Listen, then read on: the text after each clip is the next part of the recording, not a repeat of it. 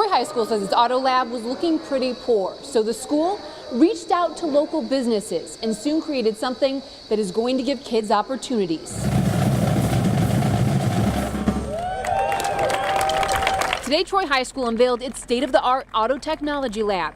In this lab, students will have the chance to take part in a one-of-a-kind program that helps them get certified to work as an auto mechanic while in high school. I want to work on cars. I like cars, always like cars. Students say the technology will help them make their dreams come true, allowing them to do repair jobs that were not possible before. We said, I'm sorry, we can't do that. You know, we don't have the proper tools, but now we have the proper tools. We can do pretty much anything, and it prepares you to be able to go out into the field and say, hey, I can handle this. They want us to have a better future. We need these technicians. One of the major donors is David Easterbrook. He says he was inspired by his daughter. Troy High School student Ashley Easterbrook and two of her friends were killed by a drunk driver 5 days before graduation in 1997.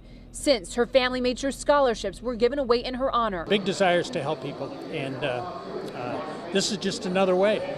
I mean, it hit me. It's like she hit me over the head that day in the hallway and said, Dad, let's change this classroom. Let's give hundreds of kids a chance every year, not just one. I'm feeling very good about it. I feel her with me all day. The school district and donors contributed $200,000 to make all of this possible. In Troy, Kim Russell, 7 Action News.